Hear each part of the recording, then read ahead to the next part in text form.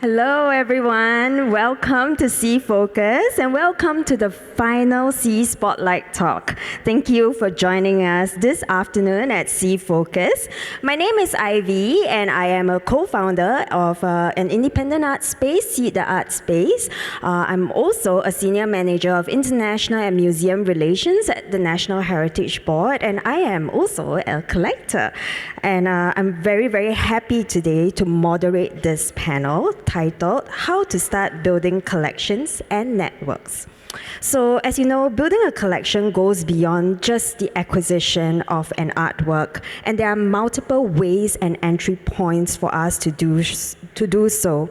In this talk, we will hear from three very, very different individuals who will share their perspective on how they have built their networks and also acquired their first and future artworks.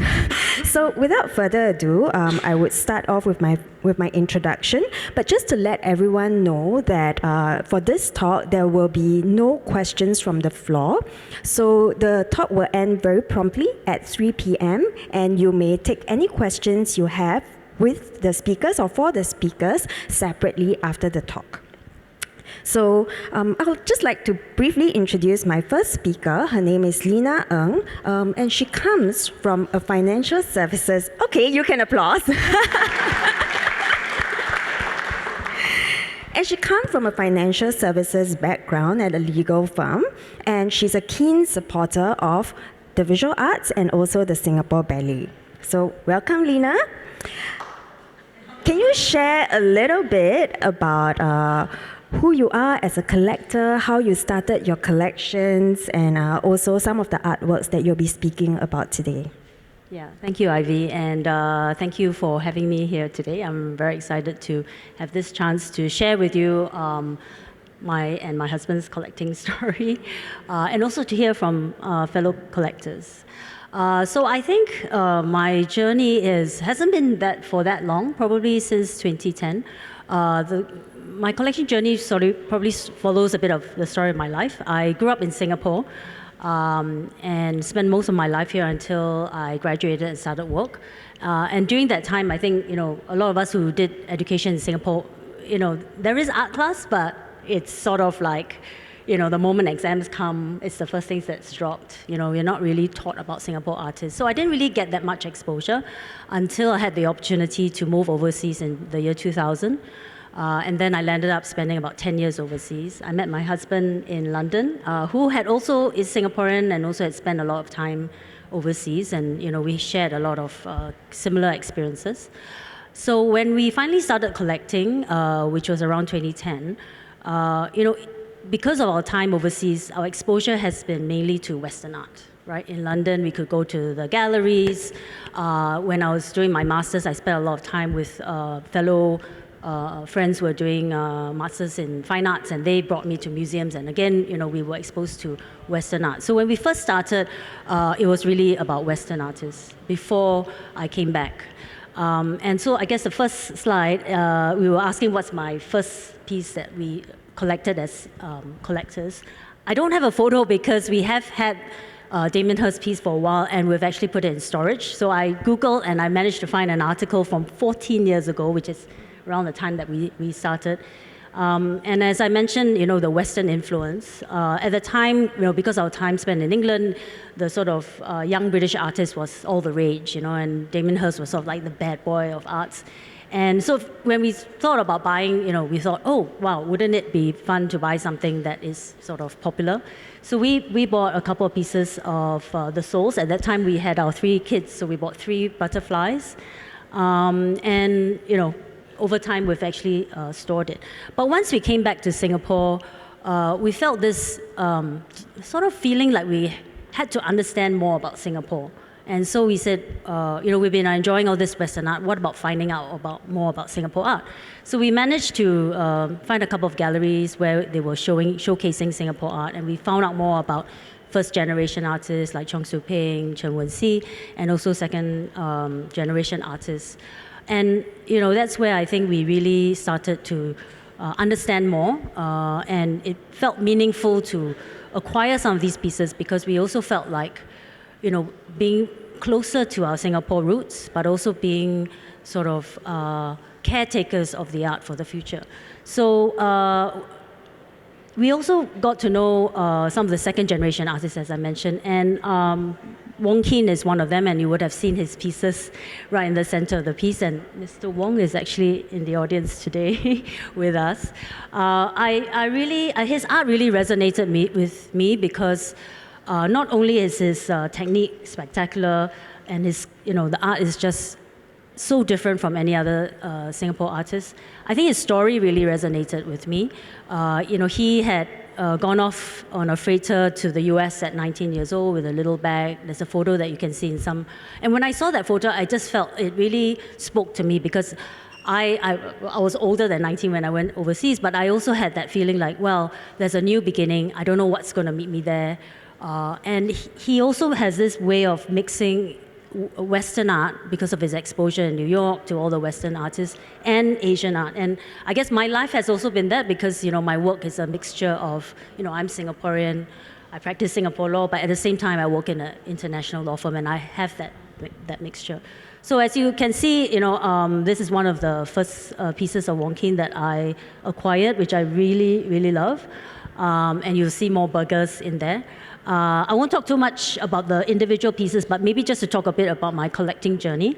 So I've actually, because I'm such a big fan of Mr. Wong, I've actually gone back to look at some of his more historical pieces. So for example, this is something that he did in I can't remember the year, 63, 65 is at the back.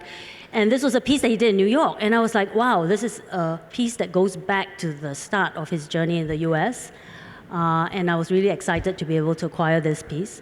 And then the next piece is American flag. And this sort of was so meaningful for me because of his, obviously he spent a lot of time in the US, but he's juxtaposed that with his Meet series, which obviously, as you would have read from outside, is really his stand on, over consumerism and, how society is maybe a bit too indulgent at this point in time. So this piece really spoke to me and represents where Wong Keen is at the junction between sort of the East and West and his story about meat. But at the same time, I think, maybe go to the next one, I am also starting to want to know more about Southeast Asian artists. And in fact, this was a picture I took at SEAfocus last year. For those of you who were here, I think you will remember these little wonderful creatures that were in the center. And I've actually acquired Parasocial 3 by Joshua Gomez, who's a Malaysian young artist who was with Richard Cole Gallery. And it's actually, if you read the story, it's actually got a bit of a morbid story behind it, but he's done it in a very cute way. And I acquired it because it spoke to me. And how it's played a part in our lives is that it sits in our house. And our children actually interact very much with it. From time to time, he's sitting in different poses. His legs are all over the place. And it's been a sort of talking point for us and also something for the children to interact with. So I'm on this journey where I want to explore more about Southeast Asian art. Thank you, Lena. Yes, you can applaud. So it's really heartening to see how art has been integrated in Lena's life and also with her family as well. I'm very sure we'll talk more about that later on. So moving on from an international exposure and being interested in Singapore, we move on to the next speaker, and his name is Rafiq Mohamad. He is the founder and I would say artistic director and also a designer at a local design studio, Farrell. And his collection is very interesting, and you would see more of Southeast Asia through his perspective. So Rafiq, please. Hi everyone, thanks for joining us today. Thank you to the SEAfocus team for inviting us. I think it's a privilege to be having this conversation with everyone here. So yes, I'm Rafiq and I set up the studio Farrell. I am a creative director as well as a cultural strategist. My work and practice deals with a lot of intersectionality with different creatives from different disciplines and different industry.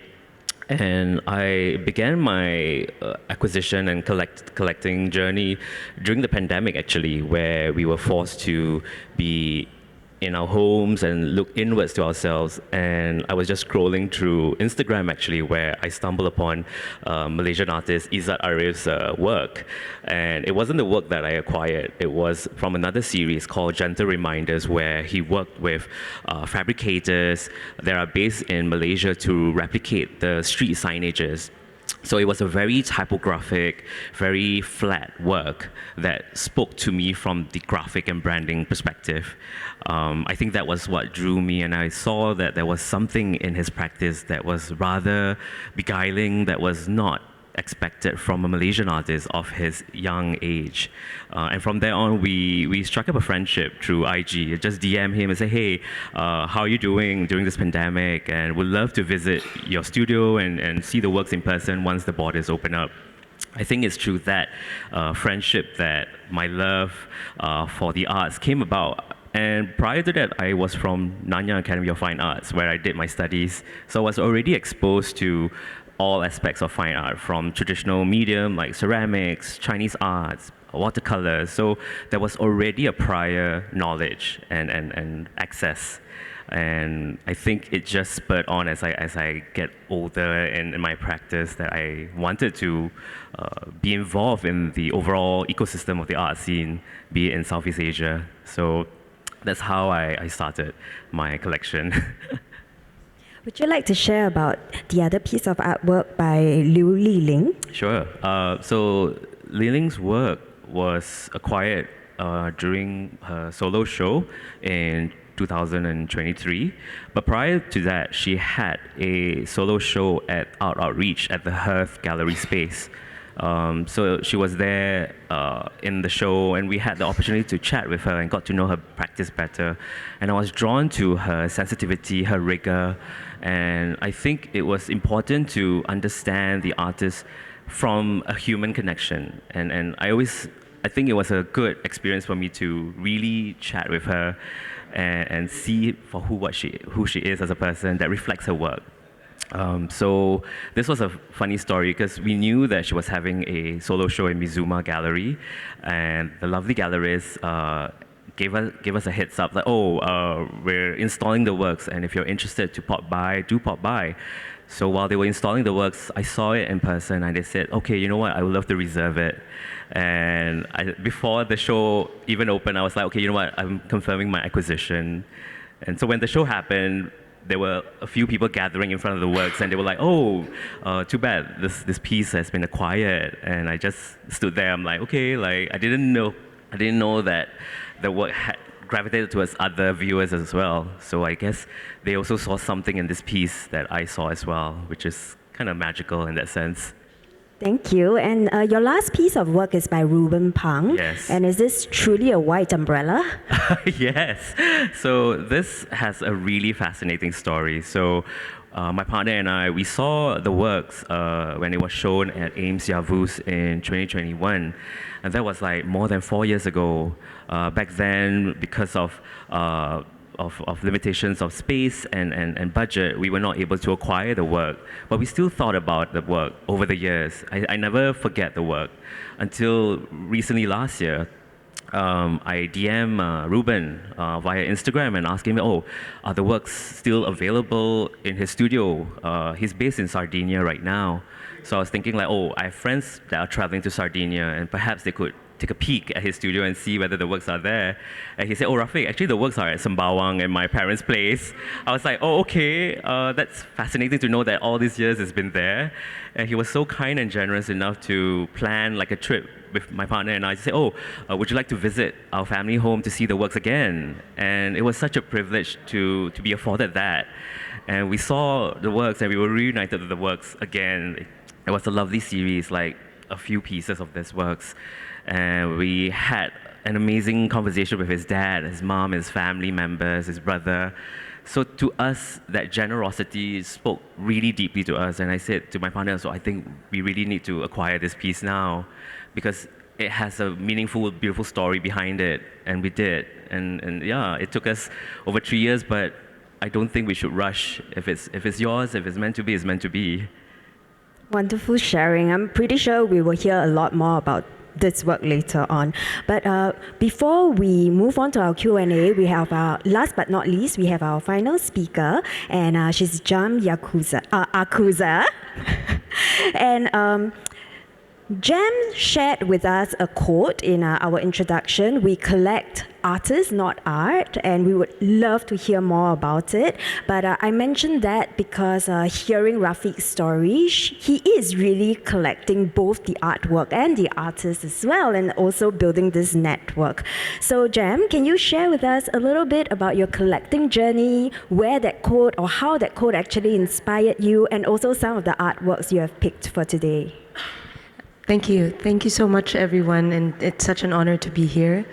So I'm from the Philippines. I was born and raised in the Philippines, and was surrounded by antiques. My father was an antique collector, rather. And an important part of this journey, I guess, is being exposed to his own practice, which was architecture and real estate development and construction. And so this fascination of being around spaces, creating things from zero to, like buildings and whatnot was exposed me to the process of making anything, basically, and at the same time growing up with objects that had lots of history and patina was really kind of informed my understanding of art. And just like the rest of the panelists, there was always kind of I also lived abroad I studied both in London and in Paris. As a Filipino, in my youth, it was a constant sort of challenge of one's identity and relationship with the rest of the world, especially during these times, 2006 onwards. It was not this hyper internationalized world yet. So a lot of that was very interesting. Thinking about it and hearing everyone was very important for my curiosity about art and artists. So I'll just jump into the slide, but could you go back? Sorry. So this is a photo of an inaugural exhibition that we started at an art foundation that I founded in 2013 called Bellas Artes Projects. And this foundation was founded in the midst of a collection of Spanish colonial houses that my family started. In one of these houses that we collected and reinstalled in our place is one of the first fine arts schools in the Philippines. So I decided to turn it into an art space. And in the beginning of my collecting journey, I had this intention of collecting and starting a museum.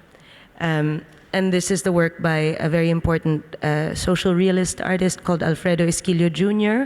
from the Philippines. And the work is about a very famous procession called the Black Nazarene Procession and the Quiapo, which is a very important historical place in Manila. Next slide. And then, so in the beginning, the idea was to start an art foundation that was in this collection of houses, which is now a beach resort. And when my father started this project in 2007, it was just a few houses at first. He would buy houses that were about to be destroyed, and then he would transfer them and basically reinstall them at our beach place. And at the time we had, in 2013, we had maybe 8 houses. And then we realized that there was a lot of need to continuously produce things for the houses in order to restore them. And so that led us to look for artisans from all over the Philippines and to invite them to live with us at the property and work full-time in producing things for the houses. This led to this idea of inviting artists to come and also stay with us and to be able to engage with these artisans and create basically dream projects, whatever they thought of that they couldn't in their own, where they reside. And so this is a Swiss artist, not Vital, who is known for his work called Scarch, which is a combination of sculpture and architecture.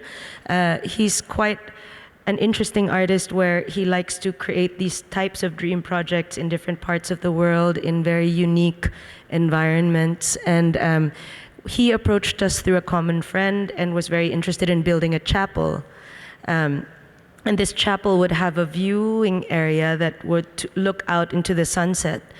And so this common friend of ours immediately thought of us because of the capabilities that we have to produce things for artists, but also our genuine interest in producing these types of dream projects. And so this was finished in 2017 and became sort of the beginning of this relationship that my family started having with artists, which is hosting them and really deeply sort of engaging with the process of production as well. Next slide, please. And then I'm jumping now into, this was 2007, in 2017, interestingly enough, happening around the same time, I fell in love with a guy who lives in Japan and who's now my husband. And I would come and visit him in Japan quite often on the weekends. And of course, the first thing I would look for are the galleries and the museums. And so I wasn't the type of person who knew so much about Japan growing up. And like everyone else, it was a way to understand and to learn by looking at art. And I was actually having a meeting with a gallery to talk about a residency of another Japanese artist when I stumbled upon the work of this artist called Ishuhan. Ishuhan is an artist born in Shanghai, but his family migrated to Aomori Prefecture when he was a toddler. And his work he's interested in notions of borders, identities, and sort of, in a way, the meaninglessness of all of this. And this is a 16-minute video of him dressed up as a security guard in the shores of Aomori Prefecture, and him just constantly trying to sort of stop the waves, and as the waves continue to crash over and over and over again. And I thought I didn't even know anything about the artist, and this is one of those things you stumble upon and you're like, wow, this is so beautiful and so poetic. And so I immediately wanted to acquire it. Next slide, please. This is Miho Dohi. So now, again, fast forward, I now live in Japan. I'm married. I have my first child. And this was during the pandemic as well. And it was a really tough time because when I moved to Japan, everything was closed, basically. It was impossible to really go around freely and without being scared of getting sick. And as a new mother, that was also something that terrified me. And so, in a way, these small galleries and intimate galleries were a great kind of escape. And I became friends with a group of galleries. One of them is a small gallery called Hagiwara Project, which has a very beautiful program in Japan. And she invited me to see the work of this artist called Miho Dohi. She's a young sculptor, and I just thought, she works with very nondescript materials, copper, wire, cotton, and she bends them and shapes them and colors them in such interesting ways that I was very, I was captured by the language that she was creating. And, my first love has always been sculpture, maybe because of architecture and my background in architecture and construction, but there was something very striking about her work. And also, whenever I think about artists, I also think about the possibilities of her future works. And for me, I found something in her that was full of possibilities. Next. And then this is Rikrit Tiravanija, who a lot of you may know, the famous Thai artist. And this work is actually a ceramic work that he made in collaboration with a pottery cooperative in Oaxaca.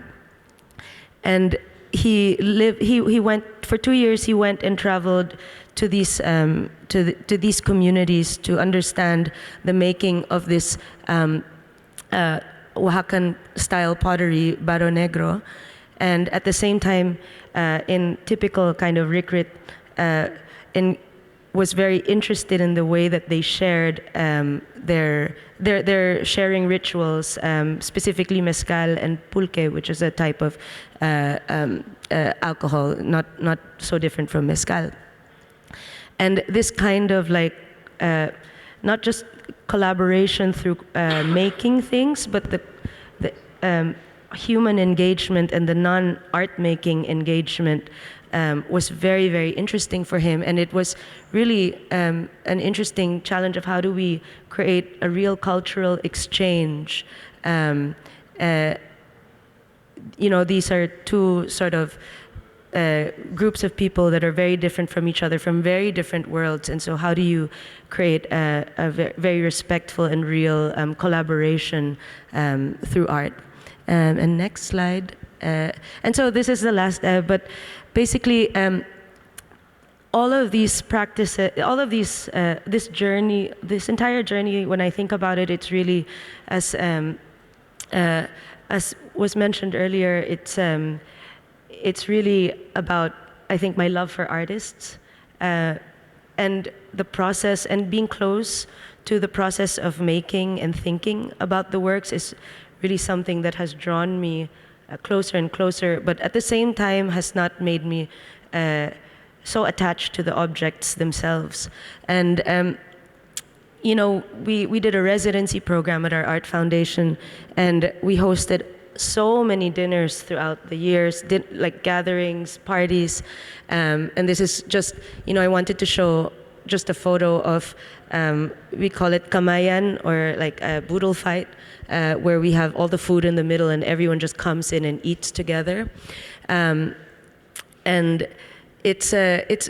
these are different artists on the top right-hand corners. Art Labor, it's a Vietnamese collective. On the bottom is the curator Hera Chan and Josh Klein, and then on the left is the artist Paul Pfeiffer. But in the middle is a photo that that I took this year, and it was a party that we threw during last year's Venice Biennale, and us and a bunch of friends decided to throw a block party to celebrate the participation of all these artists that we knew that were showing in Venice at the time. And I guess I wanted to end here because it's a wonderful reminder of why we do what we do and who is at the center of all of this, and the joy of seeing artists occupy a global stage and be able to share that with them is pretty special. So yeah. Thank you so much, Jam. And this is an amazing example of generosity with the community and also the artists that you support and you believe in. And I think that's very important in building communities as well, and the support of the arts ecosystem. And we hear that through all three very, very different collectors. They collect at different points. Like I would say the youngest would be Rafiq, who only started 5 years ago, because you mentioned during the pandemic, right? and Jam having this family influence and background, and she then came up with her own style in collecting. And of course, Lena sharing about how she and her husband started off, being an international a Singaporean working internationally and coming back to Singapore and finding Singaporean artists, and further down the road, hopefully gaining more Southeast Asian artists in their collection.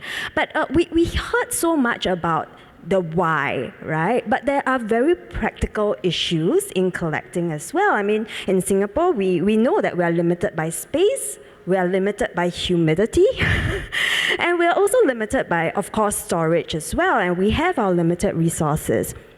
So going back to the title of our talk, How to Start Building Collections, let's look at very, very practical questions, right? So this is open to all three speakers. What are some of the main considerations when you are collecting an artwork? And as a very, very young collector, I'm pretty sure all of you are very young here and you're looking to start your collection. What would you advise a young collector when they are acquiring their first artwork? Anyone? Maybe I'll kick off. I think the first thing is you need to sort of understand what sort of art you like. Right? There's so much art, right? There's sort of visual art, there's performance art, there's sculptures. I'm probably missing out other categories.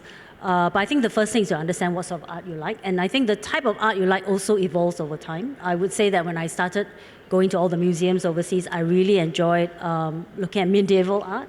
So I would go to, like if I went to New York, I'll go to the cloisters. I wouldn't necessarily go to MoMA as the first port of call. But I think over time, the sort of art that I appreciate has developed, and it's purely due to exposure. So I would say, first understand what art you like. Go to museums, go to galleries, get on mailing lists, go to gallery openings, go to the talks, sign up for all the talks. If you have time, read up, I suppose. We all have limited time. I think that is the first thing. I think the other thing is also making sure that you can afford what you're buying. As you can see, we only started in 2010 when we came back. When I was in the UK, those amazing galleries, I didn't even dare step in because in the UK I felt I couldn't save any money. All the money went to tax and rent, etc. So I think collect what you can afford. That's the other thing. There are so many other factors, but as you pointed out, there's also limitations of space and storage. So you also have to understand how you will display it, or if you're not displaying it, how you will store it. I mean, we could talk about an hour about that, but I think about what you like, think if you can afford it, think about how you will actually interact with that piece of art. Thank you. What about Rafiq? I think it's important to do your due diligence, do the legwork, do your research, head down to the galleries, speak to the curators, the artists, get as much information as you can online or by interacting with the cultural workers. I think I've always been delighted in working within a parameter. So limitations such as space, as budget, these are great ways for me to be creative in problem solving. And I cannot stress this enough. As collectors, as patrons, your patronage is also valid through your time. Showing up to the artist's work, to the open studio, you don't necessarily need to always acquire a piece, but showing up for your time I think is very valuable. And allowing space, hearing what the artist has to say and articulate. Like for me, I am privileged to have the knowledge that I gained during my years in NAFA to know how to think laterally and not literally. So artists, when they share with me obtuse concepts, it doesn't need that much mental gymnastics. For me, it's like, oh, I get your shorthand. But if you want to practice articulating your thoughts, I'm open, I'm here for you. So I think that's important as well. And also do not rush in acquiring a piece. Take your time. Talk to the artists and find out what they have done prior to their earlier works. Speak to them and understand how are they progressing with their career. What are they interested in doing next? I think for me, my rule of thumb is connect to the artist as a person, the first thing I always ask the artist when I meet them is, oh, have you taken a break? Are you planning to take a break? Because it takes so much out of them to produce a body of work that we often neglect that these are actually people. They're not factories just producing artworks. So I think these are really important things that, as be it casual visual consumers or collectors, you need to apply this self-reflexiveness upon yourself, and also understand what are your own biases of when you see works, like why do you like this, why you don't like this, and if you have the capacity to unpack it, why would you not like this? Because I dare say, between my partner and myself, we have very different tastes. My taste tends to be towards very graphic, very symbolic, very conceptual, abstract. It's very emotionally triggered in that sense. Whereas for him, there is a different set of rubrics. So understand why you gravitate towards certain works, why you don't gravitate towards certain works, and question yourself, oh, is this my own biasness that I need to address? Yeah. Thank you. What about Jam? I feel like everyone's touched up on everything. I guess just to add on to all these, amazing comments, it's, I guess, choose a work that relates to you, that relates to what you're going through at the moment, that kind of helps you understand yourself and the world. Doesn't matter if it's a big artist or not. You will never know if it's an artist who's gonna be worth whatever in the future. And boy, do we know how many times we've made those mistakes where we didn't buy something and it went up in value, or we bought something and then it didn't. That's not the point of why we're here. And so when you come in to a show, to a gallery, it's just my advice is, allow yourself to be drawn to something and be very honest and very curious. And maybe lastly, just remember that nobody knows anything. People always ask me like, how do you know so much? I'm like, no, we don't know anything about these works or these artists. That's why we go. So I think everyone here knows very well that we go because we're curious. We don't know anything about these artists and these works, and we come to these things to feel a sense of surprise and discovery and wonder. So I think that's what I'd like to share with everyone, and I hope you all experience this the next time you go to these art events. Thank you. I think the three of you also brought up a very important point about your space and your partners, right, in your collecting journey. So especially Rafiq, you mentioned that your partner and you have very different tastes. So when you're collecting for the house or when you're collecting together, then how do you reconcile this? What kind of conversations do any one of you have? I think for me, it's great because we are very clear in our relationship that we need our own separate spaces. So for his own space, you buy the furniture, the artworks that you want to live in that space. I will have my own space, and we just love too much things. So I think we're very clear in that dynamic. We don't suffer no fools, and oh, this is the relationship that we have. We want to be surrounded by beautiful things, and therefore we need our own separate spaces. And coincidentally, our tastes do form that intersection, and when it does, it's really beautiful to see there's a seamless quality to it, whereby in the middle there is certain works that we both would like, and it speaks to us in different ways. So I think it's nice to know that we are individuals at the end of the day, but we share that commonality in certain pieces. I think for my husband and I, what's interesting is that in the journey that we've had so far, we find that there are actually quite a number of husband and wife couple collectors. And a lot of them actually collect together. And they will only buy if both agree to it. I think my husband and I have a slightly different agreement between us. We both work. We both have a source of income. And so, my husband's really good in that, he lets me decide if I want to buy something. So we actually, even though we call our collection the Paul and Lena collection, we actually acquire pieces separately quite often. But we do share some pieces together because we both like it, or it's a particularly big piece that we acquire. And then we have to sort of agree with each other where the piece goes up in the house. But we are very practical. We don't, we agree that it shouldn't go up just because we have the piece. We will store it if it's not the right space or it doesn't go with the other art. So we have a lot of conversations. I think that's quite important if you are, you have a partner or a spouse or live with someone, that you have those conversations, because you're living in that space. You're going to be seeing it when you come home, before you go to bed. So that's pretty important. For my partner and I, we always have veto rights, and we have to both love the work.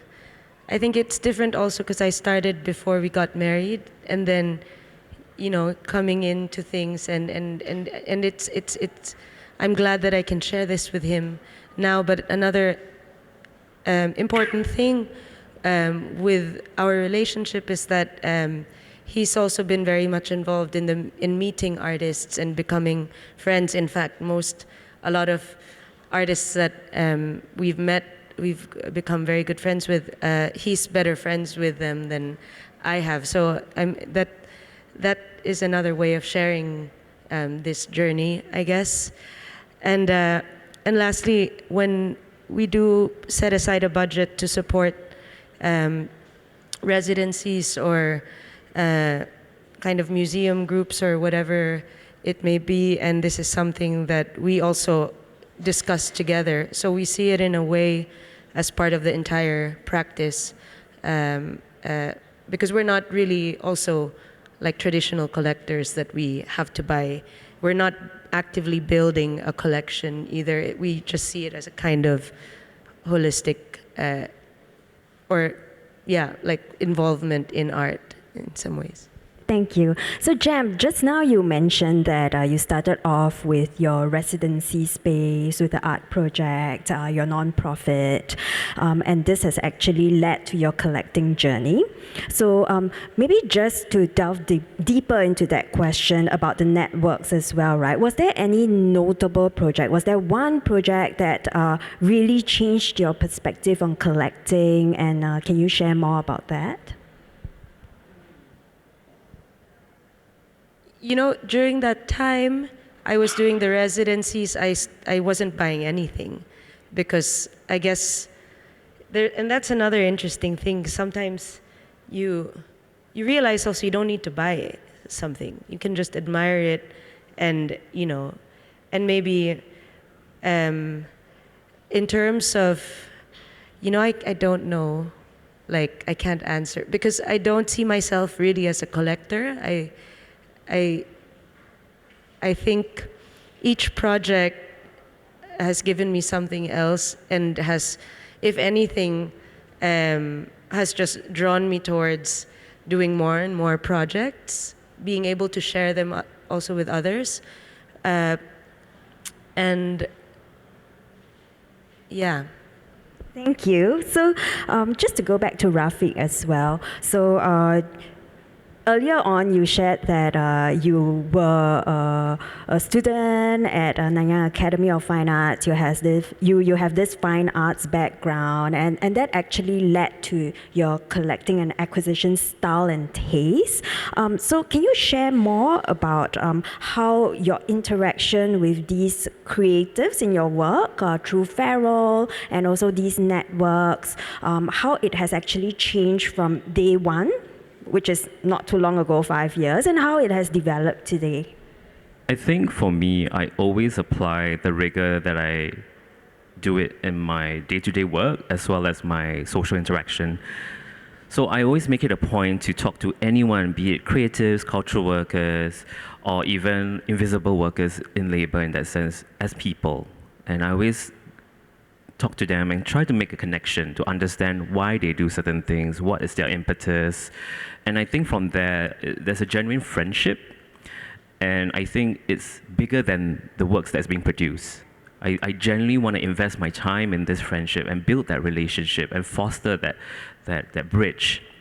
And so even with the 3 artists that I've mentioned, it's really lovely that I took time in getting to know them as people, as friends, and they will always check in with me. Like I will have constant communication with Izzat on WhatsApp, on IG DMs because he's doing his residency right now in Germany, and I'm checking on him. Oh, it's really cold over there. Hope you're keeping yourself warm, and how are you holding up? And I'm sure you're missing your family and all that. So, being there as a friend, more than just a collector or a patron, is also important because then you build that trust.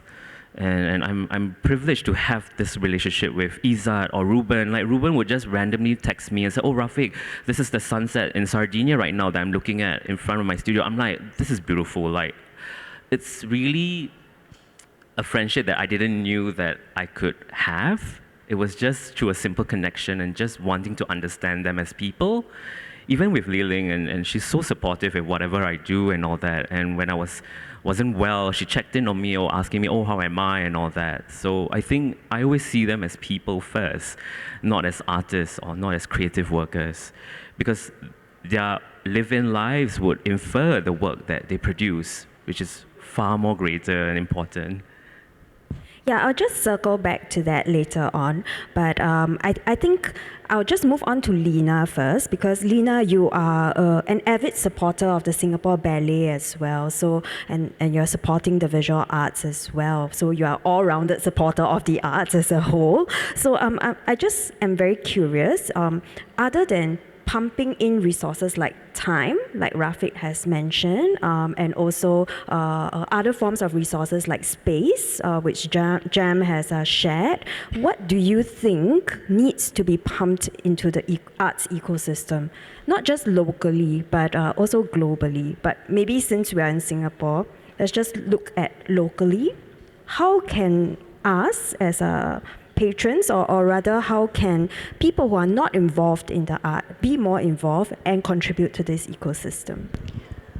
I think a bigger recognition that Singapore has a role to play in the art space is definitely important, right? I think there can't be Singapore art unless people support it, right? If people don't go to the performances, whether it's SSO or Singapore Ballet or theatre, those people will not continue in their jobs, right? I think all of us who were in Singapore during COVID, when you opened the Straits Times and they said the number one unnecessary job was in the arts, that broke our hearts, right? Because who's entertaining you while you're at home, right?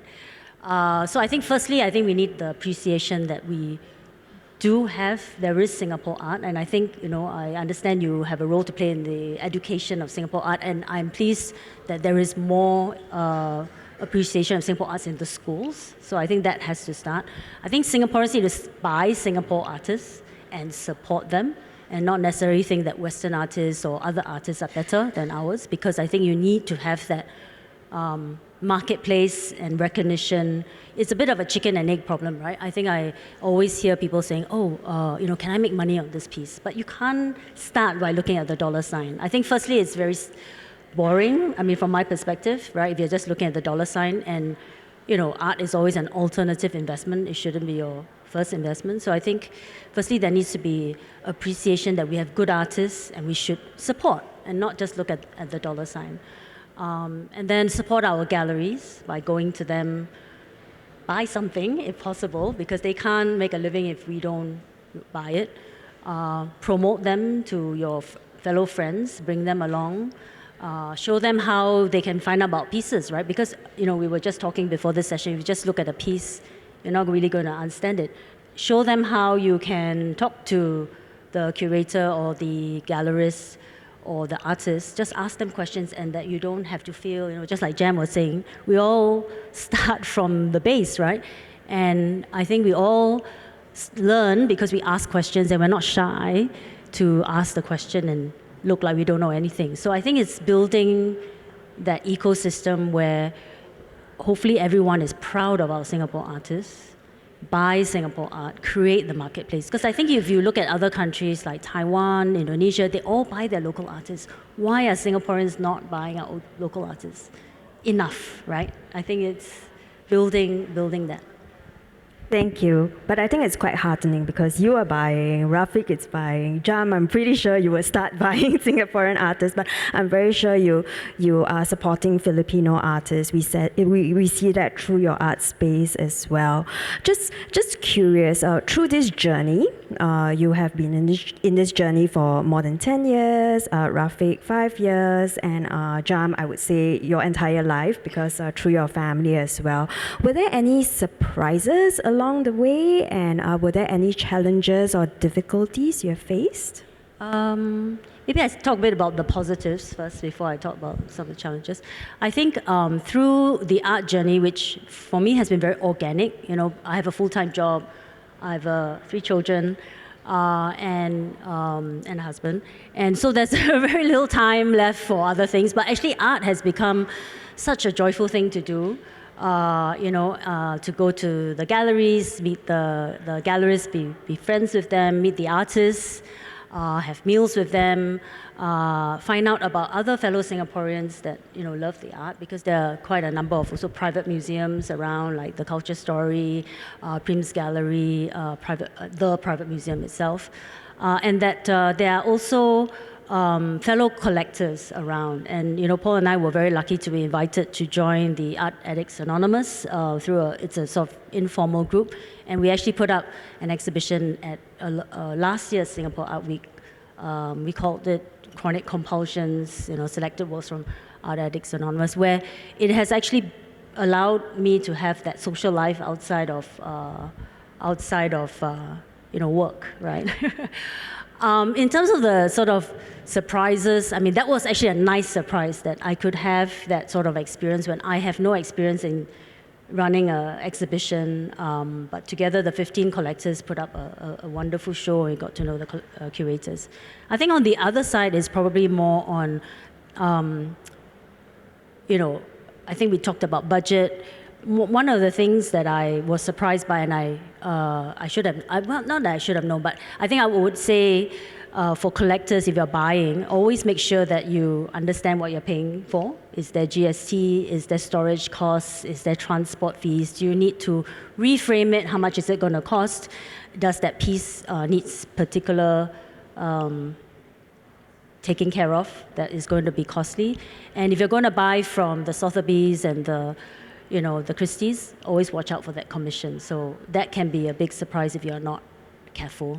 It's very easy to be trigger happy, especially online auctions, to buy a piece, but just watch out for that.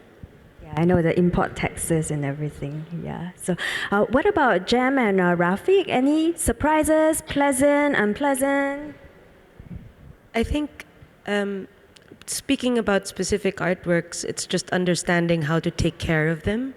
Sometimes we get very excited when we see something, and then we're faced with a lot of challenges about how to take care of it in your own environments. For example, I bought something, my mom bought something from a gallery that I helped her acquire, and it's a paperwork, and it's in LA.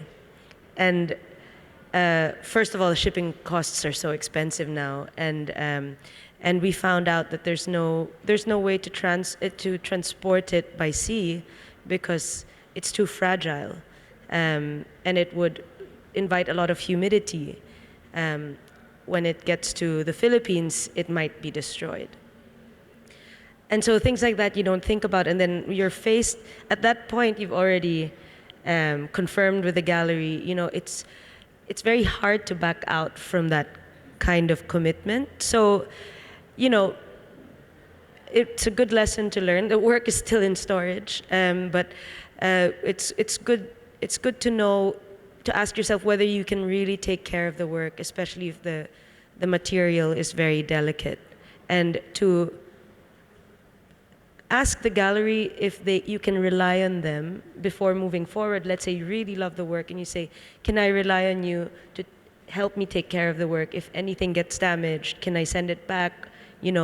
And it's a good conversation to have with your gallerist as well. And it's in their interest to also make sure that you're taking care of these pieces. Yeah. That's it. Rafi? I think my journey in collecting and being involved in the arts ecosystem is, if I could put a word to it, it's rather absurdist at times, because I feel like I'm in a fever dream whenever I attend art fairs, and then you suddenly get introduced to a big Southeast Asian artist that you're so familiar with their works, but you didn't realize that you can have that opportunity, interacting with them in the flesh at the art fair. So it becomes a bit bizarre, and I get, oh, you're so and so. It's like, okay, it's so lovely to meet up with you, and then they were so warm and friendly, and they say, oh, let's have a meal and all that. I'm like, okay, sure. It's like I'm always open to new experiences, but it can get rather bizarre and disconcerting in a good way. It's kind of surrealist at times, where we would make friends with people that we have no idea who they were or what they do. Doesn't really bother me, and nor do I care, but we just connect on a very simple human level, and oh, they're of a certain position in the government body. I was like, oh, great, random, but that's nice. So I'm always chuckle and always amused whenever that happens, which is pretty often whenever I'm in social situations like this. It's rather absurdist. So only good surprises for you, Rafiq. Yeah, I just want to add on to Jam, because I do have a piece of paperwork as well at home, and because I work at the National Heritage Board, I do have a lot of friends and colleagues who are conservators, and the paper conservators did tell me that, yeah, this is at the point of no return. So that is my small little advice on also, yeah, working with the galleries and understanding how to care for the work. So that was one surprise and also mistake I made. I know I'm a moderator, but yeah, I just feel so passionate about that piece of paperwork. So we do have our last 5 minutes, and I thought I'll just have a final question for everyone, just to make this a little bit more relatable. We talk about dance, we talk about visual arts. Let's talk a little bit about music to make it more relatable. So if you have a song, a piece of music, what would you use? So what piece of music, be it a song lyrics, you can start singing if you want to, would you use to describe your collecting journey? Maybe we start with Lena. Okay. So Ivy did send us that question to think about, and I thought long and hard about it. So I mentioned, we're part of a group called Art Addicts Anonymous. And funny story, I brought my children for a tour of Art SG last weekend, and I was walking around with my son Cody, and I was really interested in many pieces of art. And then he turned to me and he says, "Mommy, you're addicted." And I was like, I don't think he remembered that I was part of Art Addicts Anonymous, but I was really quite, serendipitous that he mentioned that. And so I think my song would be Robert Palmer's "Addicted to Love," but you replace the love with art. So every time he mentions it, I think that will be my song. Is there singing from you? No? What about Rafiq? I think it goes back to what I shared earlier about how the journey and experience has been rather surreal and absurdist. So I think a perfect song will be the Talking Heads. This Must Be the Place, where it's a mix of like art rock and absurdist lyrics. And I think it grounds me because it tells me to not take things too seriously. I mean, just laugh at it. If things becomes a bit bizarre or strange, it's just one for the memory books, and good as a good story to share. And no, you're gonna hear me sing about it. Thank you, Jam. I don't know. I guess Fantastic Voyage by Coolio. Coolio, no singing. No, I don't think I can sing it. But just Spotify it later. Anyway, it's just, slide, slippity slide into. Thank you. And my song would be by Leonard Cohen. There's this line that says, "There's a crack in everything, and that's how the light comes in." So for me, I'm very attracted to the wabi-sabi concept. So a lot of my pieces actually has the story about a little bit of flaws. Okay, so that's Leonard Cohen. Yeah, so I think that wraps up 1 minute to 3. So that wraps up our talk for today. Thank you everyone for being such an amazing audience, and thank you to Lena, Rafiq, and Jam. Again, we will not take any questions, but please feel free to approach any one of them after this talk for music, dance, and visual art recommendations. But before you go, we do have a public tour from 4 to 5 p.m. today. There's no need for registrations, so do join us later on in about an hour's time. So can we give a round of applause for Lena, Rafiq, and Jam, please? And Thank Ivy. you. Thank you to Ivy as well. Thank you. Thank you.